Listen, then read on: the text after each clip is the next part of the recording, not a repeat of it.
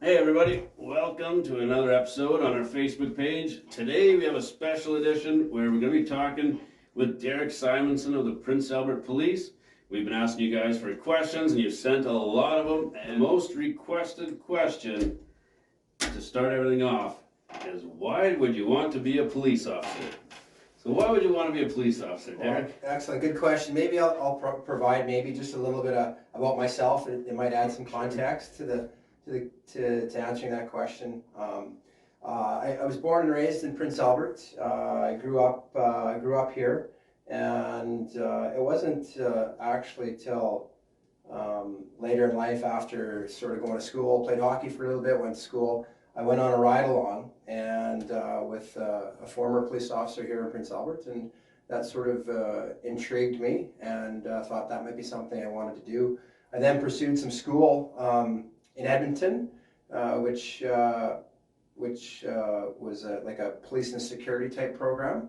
And from there, I actually had an opportunity right out of college at the age of 23, I believe I was, 24, to apply to the Edmonton Police Service. And within a couple months, I was hired. So I spent 14 years with the Edmonton Police Service. I had met my wife, started a family, and then after 14 years decided that we were going to move back to PA. And I started in Prince Albert in 2010, so I think I've already been here about 10 years, so it's been a great career so far. So I mean, why did you want to become a police officer? I mean, I think genuinely I'm someone who enjoys helping people, and policing is kind of a people person business. The number one tool that I got, and any police officer has, is their ability to speak to people, empathize, and understand other people's struggles, because primarily we're dealing with people that are not having great days. And then there's other units where we get to do this stuff, some proactive stuff, which is really cool, and connect with our community. So, so that's, I guess generally that's kind of why I wanted to be a police officer. Of course, when you're young, the fast cars and the lights and sirens and all that kind of stuff is pretty cool too. But most people who get into the profession truly want to help people, and that would be the primary reason for me. I'll just touch on maybe some of the places I've worked through my career, because that'll provide a little bit of context, legitimacy, I guess, maybe to my profession. Most of your time is in patrol, where you're just responding to calls, disturbances, and assaults and things like that. I was in a special projects team where we just worked on problem issues in the community. That was in Edmonton. I worked as a surveillance team member, so you're wearing plain clothes and you're following people around that are committing crime, essentially. And then I spent some time in our internal affairs, so as an investigator, investigating, fellow police officers, which was probably one of my most interesting sort of posts as a police officer to date. When we moved to PA, then I got an opportunity again. I was in patrol for a bit, did our major crimes section, where we were dealing with major crimes plus homicides for the most part. I was a school resource officer up at Carleton for 2 years, which was great. Yeah. Then back to patrol, and then currently in the community policing unit, which kind of part of our mandate is we attend community events, we do proactive educational presentations to schools and community groups like yourself. In the summertime, we get to ride bikes. They got us a couple new bikes there 2 years ago, so we spend a lot of time putting on miles on the bikes at River Valley and some of our downtown areas and commercial areas and residential areas throughout the summer. What would you change about Prince Albert to reduce crime, just based on stats and stuff like that, saying that we're usually in the top 3 for the most crime? Right, and that a little bit. You might have to remind me. I might get lost in the question here a little bit. Sure. But I mean, I kind of wanted to touch on a few little things about kind of why we have crime. Right. And some of the reasons why. I'm sure you guys touch on it a little bit in your program.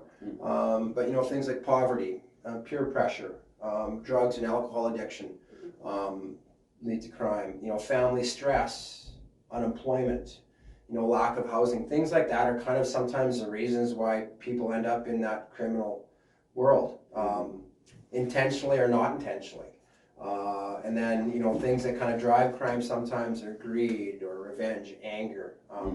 Sometimes just being uneducated about, you know, what's right and what's wrong, or maybe not having those personal experiences or to pull from, right? So you don't have maybe some of those really good personal experiences to pull from within your family, potentially. And then, you know, I think about sometimes people that sometimes are involved in crime, some of the risks that they have to deal with too, like especially people in your program, and you guys would probably understand this, coming back into a community after maybe being within a facility or not. Sometimes those educational opportunities don't exist right away. Sometimes those guidance right out the door is difficult, right? So employment, I think about housing and accommodations at the top of the forefront all the time, right? You know, and addiction issues, mental health issues, and that social opportunity that we all have isn't always that clear for someone who might not have those skill sets right off the bat, right? And so, you know, what types of things are the things we're missing in Prince Albert? And I think we do a really good job in some respects. You guys is a great example, your life skills program. That's perfect, but we are, you know, we're missing out on probably some youth programs and some family supports. You never can have enough of that stuff. But I would say that would be the foundation of how we reduce crime, is you got to work from the bottom up and deal with families and deal with, you know, those, I guess, those foundation pieces of building good people in our community. Community engagement. This kind of stuff, I think, helps reduce crime. We don't do, you know, we need to do more of that. Having, you know, school resource officers, things like that. But I think I touched on a few things, but I know if there's any additional questions, but those programming things, those youth things, especially when in our most vulnerable community, our families that are on that poverty sort of level, they rely on those programs to help them get through, right? So, what drug do you think is causing the most kind of problems within Prince Albert? well, there's two primary ones that I would say would be causing the most concern, social concern, and you know, plaguing our people that are vulnerable and addicted. One would be crystal meth, which I think anyone who lives in PA know that it's a bit of a concern right now, and our depressants or our downers. So, you know, dealing with things as street level as Tylenol, Oxy, right, Hydromorph, and even fentanyl now we're seeing a lot more of. You know, when speaking with, I did speak with our drug guys a little bit before I came, and those were the two big ones. Like, as far as they're the guys that are seizing some of the stuff, and we know that there's cocaine, we know that there's a lot of other stuff going on, and we're only getting a tip of the iceberg, right, when we're doing our drug work and whatnot. But we know that those are probably the two contributing drugs that really affect our community, knowing that there's other ones out there. And, you know, everybody knows, like, I mean, I guess in relation to drugs, typically you get crime spinning off of that. And so you get property crime, or you get thefts, or even in some cases, if people are super desperate, more violent types offenses like robberies and whatnot, right? So those are, there's a couple little things I wanted, if you, Carl, I just want to touch on a couple little things that I kind of had pulled up, and it sort of will help maybe describe what type of crimes might be related to, you know, connected to drugs, because there is a relationship and a connection to drugs and crime, and so you have your use, they call it use related crimes. So that would be maybe someone who drinks too much alcohol and goes home and drives and gets into a collision, hurts himself or potentially hurts somebody else, right? You have economic sort of related crimes. So this is when people are looking to support their habit, right? So you may have for example, a prostitute who is supporting, she's working or she's doing that work to, which is sad, but to support a drug habit. You may have, like I said, people that are super addicted, no means to get money for drugs, then you turn to, maybe break and enters or theft, property crime, and in some cases, more violent type offenses like robberies and whatnot. And we see that connection because a lot of times we'll talk to people that have committed these crimes and they'll tell you, this is why I did. And then you have your system related crimes. So these ones are kind of related to more like involved in the gang lifestyle, which we do have in Prince Albert, and can become very violent. And it's really groups fighting against groups. It's turf wars, and we know that happens in our gang world in Prince Albert, no different than any other gang life sort of society in other communities. Prince Albert's gang world is real. It's smaller than in a bigger city, but it's real. And with it comes drugs and violence and turf wars. And, over the last 2 years, we've seen that. Yeah. So, weren't a police officer, what kind of career would you have? Well, to be honest with you, when I first kind of finished, I played hockey till I was 20, and then I decided that I'm going to have to get into the real world here. So The NHL wasn't calling? I started out with just some arts and science, and actually I was kind of pathed on becoming a teacher. Is kind of what again, helping people, I guess, and that's sort of what I was kind of going towards. And then I went on a ride along that sort of interrupted that.